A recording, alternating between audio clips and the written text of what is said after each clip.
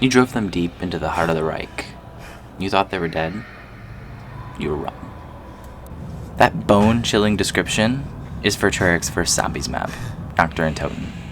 Every time I hop on classic World at War zombies, I always feel a bit taken back. It's scary, it's dark, and gritty. It's the most horror in a Treyarch Call of Duty Zombies game that we'll ever see, and there's good reason for that. In a matter of months, Treyarch was able to build and mold its biggest contribution to Call of Duty as a franchise. So much accomplished in so little time for a game mode in a Call of Duty game that wasn't even supposed to exist. A small team of developers within Treyarch, with a lot of talent and passion, decided to toy with the idea of the undead taking over their Call of Duty game. This project was unknown by higher-ups, and not approved as part of the game, until it no longer could be. For a better half of the year, this project was kept under wraps. The only reason it survived being axed is the addictiveness of the mode. Once higher-ups at Activision and Treyarch got their hands on it, they knew they had something special on their hands. They loved it and approved of its inclusion in the game, under the condition that the game mode be locked behind the campaign, ensuring that players weren't steered away from the established campaign and multiplayer modes that COD was known for. 17 years later, and COD has players such as myself that buy these games solely for the zombies experience. So, how did we get here? What innovations came out of World at War, and how far have we come? So I hope you join me today as we take a quick look back on the game that started it all. World at War, Nazi Zombies.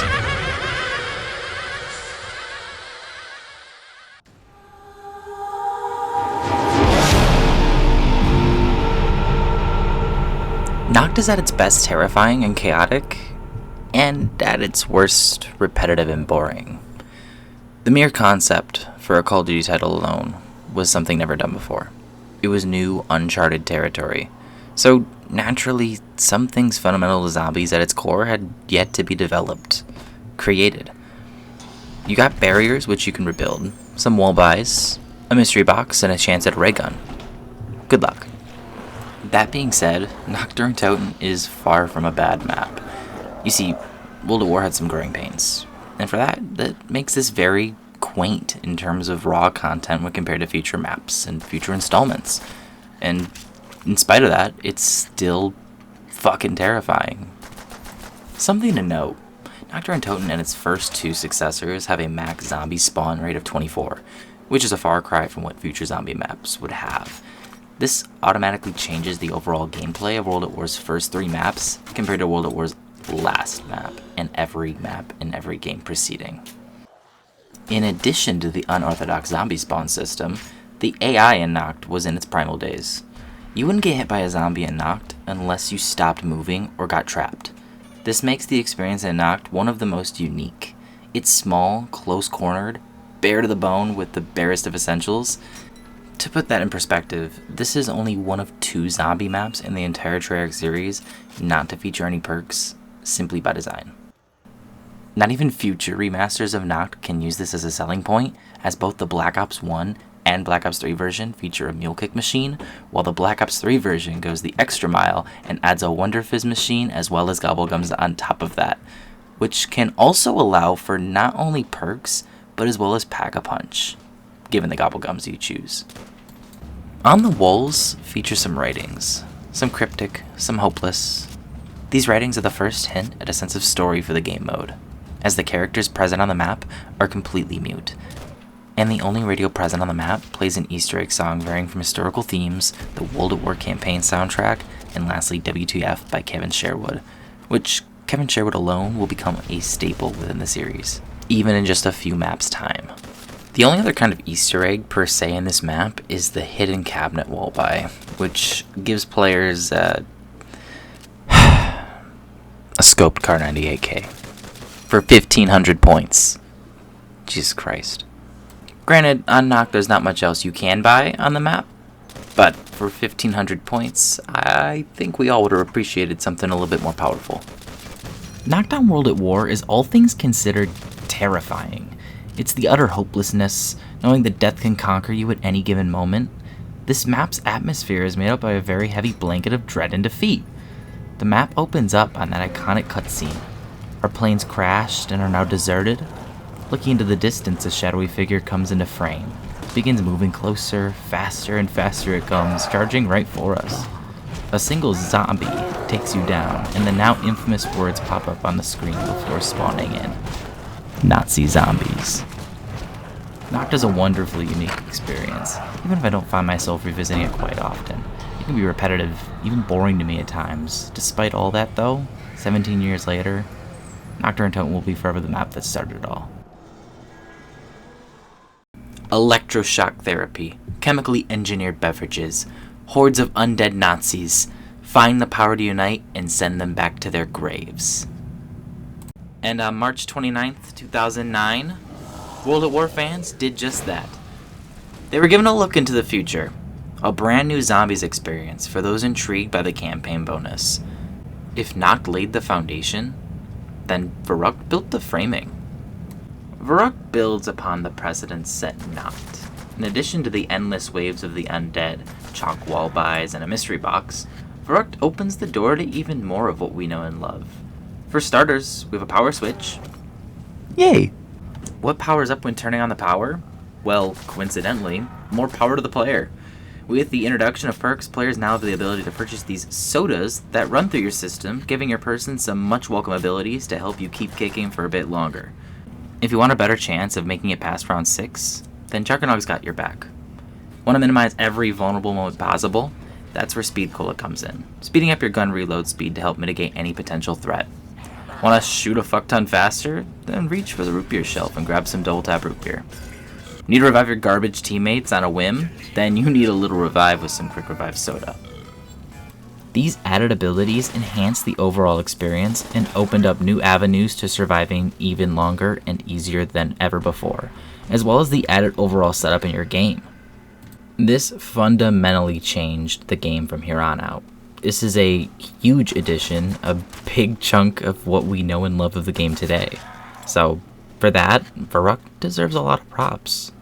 Speaking of Verruckt takes place in a rundown asylum. In Nacht, while a great start in terms of atmosphere, didn't offer as nearly as much aura as its successor, Verrückt, does. The screams and cries of the damned, the bone saw being heard ominously in the view of a bloody mess out of a surgical chair, and one of my personal favorite aura blasters on this map is at the bottom of the staircase in the power room. An automated voice message can be heard, eerily reciting the famous winning ticket numbers from Lost. Love that show, by the way. Verrückt is simply nuts. Players are also, for the first time, introduced to trap systems, with Verrückt introducing the electric traps, which is quite fitting if you ask me.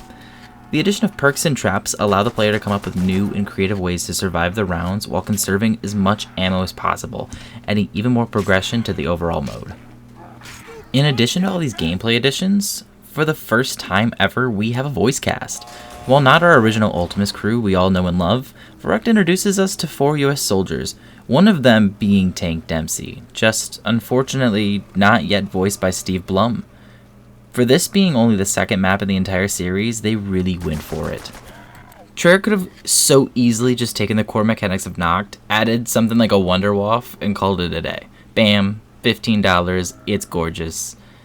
I'm glad that they didn't resort to this, and the fact that they went out of their way and thought outside the box, coming up with meaningful, thoughtfully crafted, and artistically driven directions for this map and for the future of the mode.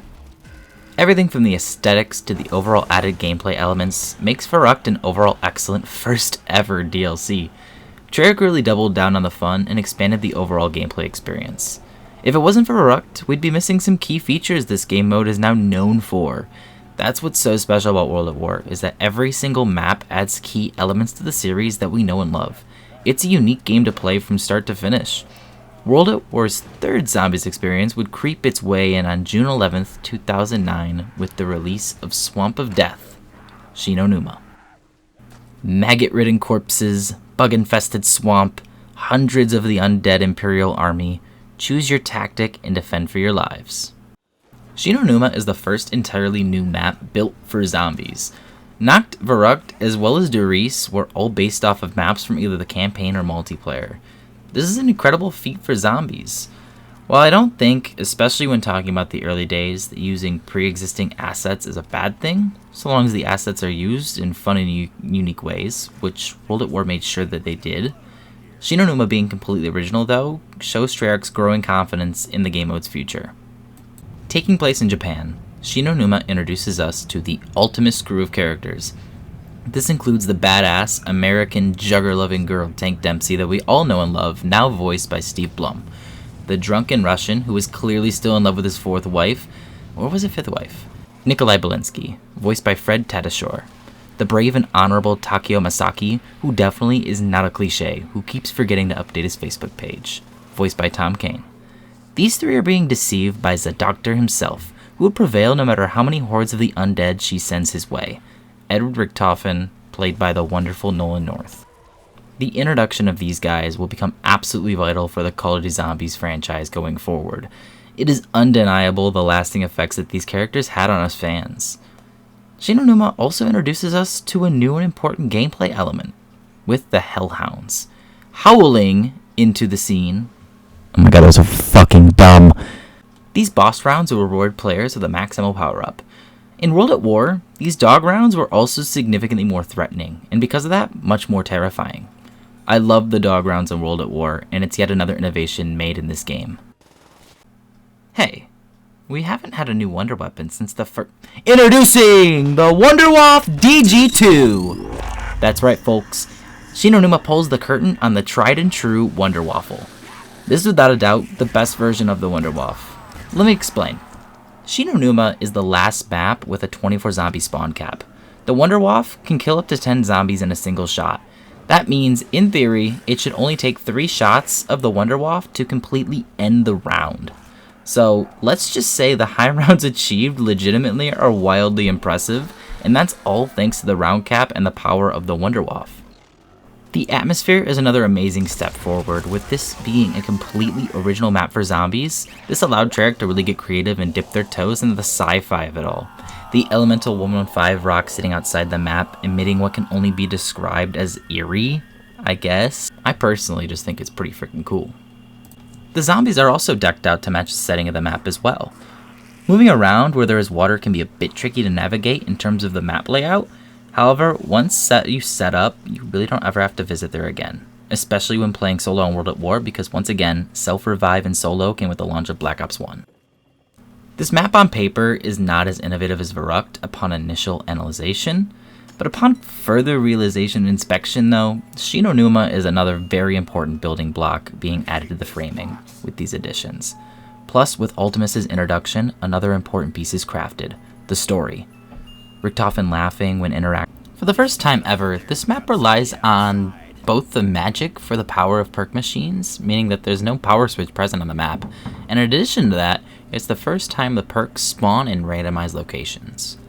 Shi No Numa has fun with its traps as well, bringing back electric traps as well as introducing players to the infamous Flogger trap that'll fling any zombies that walk past and down any players that run in its path as well. Shi No Numa also innovates by creating the first ever fast travel system in the form of a zipline type lift. Overall, this is the third map in the game, and while following up to a map as vital to innovation as Verrückt was, Shi No Numa added a ton to keep players engaged and wanting more, specifically with the addition of our main crew, the Hellhounds, and of course, the Wonderwaff.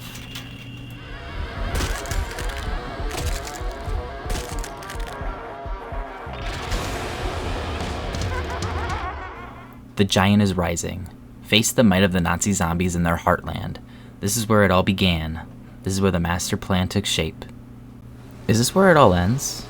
Well, for this video, yes. In World at War's finale, Treyarch solidifies the Call of Duty Zombies experience as a new, fundamental element for Treyarch going forward, and Call of Duty going forward. As we know, going down the line from here, each other respective COD studio at some point is taking a chance at their own twist on the iconic Treyarch mode. Released on August 6, 2009, Der Riese the Giant takes place in Group 935's main base of operations, also known as Waffenberg Der Riese, located in Silesia near Breslau, Germany. Features the last big definitive shift for Treyarch's mode in this game. This map solidifies what the basic fundamentals of zombies is. This is the map that brought everything that Treyarch has learned and made one cohesive experience. Inside of the spawn, there's a 5th new machine. Not a perk machine though, but rather a machine for your weapons. The Pack-a-Punch machine. A machine that for 5,000 points allows players to upgrade their weapons and shoot nice red laser type bullets. The sound design for these are sublime. The power I feel when using the Reaper, piercing through anything that comes in my way, is unlike any other modern zombies game, in my opinion. Obtaining this machine also involves some innovation on Treyarch's part, with the introduction of the teleportation systems. You need to link 3 teleporters across the map, and then by linking them with the power on, you can access the machine for 5,000 points. One thing World at War really excelled at was weapon balancing. You had some shit weapons in your arsenal, like the Carnate K or the Springfield, for example, but then you also had things like the FG-42 and the PVSH level of badass as well that you could potentially grab out of the box. The gunplay of World at War is one of the best in the entire series, and a lot of that credit goes to the introduction of the Pack-a-Punch machine. It's a shame that it's only available on Riese, however that only adds to the importance of this map. The story finally picks up some pace as well with Riese, with some of my favorite and most iconic radios stemming from this map's release. The story of the Hellhounds, Richtofen's descent into madness, and subsequent betrayal of Maxis, it all comes to a head in this map's radios. In addition to the radios, also comes with Call of Duty Zombies' first ever Easter egg. Well, kind of. It's by no means as large of scale as Black Ops 1, like Moon for example, or every subsequent game, like Mom of the Dead, Origins, Shadows of Evil.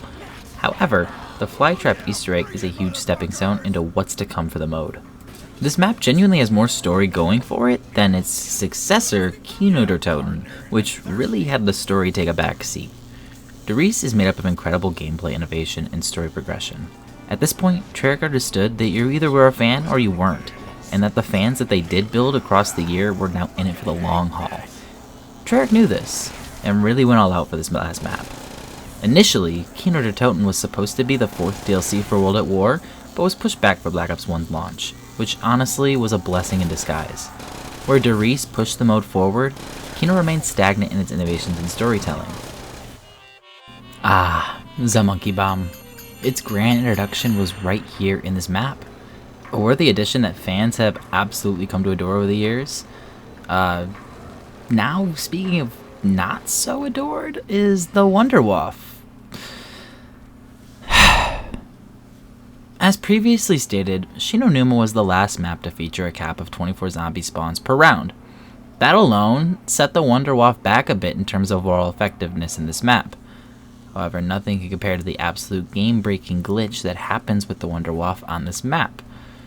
When combined with Jug and splash damage from the Wonder Weapon itself, that combination will cap your health at 1 HP. 1 single health. That makes this version of the Wunderwaffe the absolute worst version of the weapon by a long mile. It's a shame too, because the DG3 looks so badass. Thankfully, this bug is patched on BO1's version, however the weaker weapon arsenal of Black Ops 1 makes it not that ideal of a version, and it's unfortunate that it's the only version of Riese that doesn't feature this game-breaking glitch. Overall though, Riese made for a fantastic finale, whether if it was planned or not, and it wasn't. Riese took everything that Treyarch had built over the past 3 maps and added some much-needed polish to it. Overall, very great map. Call of Duty World at War is something special. While not quite reaching the heights of some of Treyarch's future games in its Black Ops series, World at War set a ton of the foundations down for what would become staples in Treyarch's COD games. Anyways guys, that's all for today. Thanks for watching, and be sure to like, comment, share, and...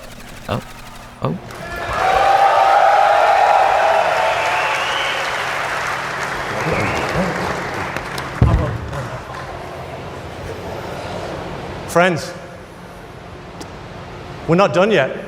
You really didn't think I wouldn't talk about Cheese Cube, right? As far as I can remember, growing up as a kid was filled with nights of me watching my favorite zombie YouTubers play through some of the most ridiculous custom maps imaginable. Some great memories were made on World at War's custom zombies. A lot of the credit now goes to Black Ops 3's modding community, but we can't forget our roots. World at War was the first true custom zombies experience. From 2008 until 2016, this game was all we had for custom map creators. Some of which, by the way, are incredibly talented in their craft. World at War managed to live an extra extended life thanks in part to mod support, something Black Ops 3 is currently experiencing. The added mod support made World at War a go-to on PC, and yes, most custom maps do offer some sort of pack-a-punch system, as well as additional weapons and perks that weren't yet featured on World at War originally, which only added to its importance, making World at War a truly evergreen game on PC. Yes, now it appears that the World at War modding community has run dry. However, some people to this day are still making new content for this game. Terminus recently got a demake, and you guys should check out the gameplay for it. It's honestly wild. I'll leave a link in the description. To conclude, World at War holds a special place in my heart. It's the game that started it all, and while it might have some weird bugs, a glitchy zombie AI, and some pretty outdated textures by today's standards, still absolutely holds up 17 years later. It deserves to be recognized as the leap of faith that ended up paying off big in Treyarch's and our own favors. Thank you all so much for watching this video. I hope you guys enjoyed. Please make sure to like, comment, share, and subscribe, and I'll see you in the next one.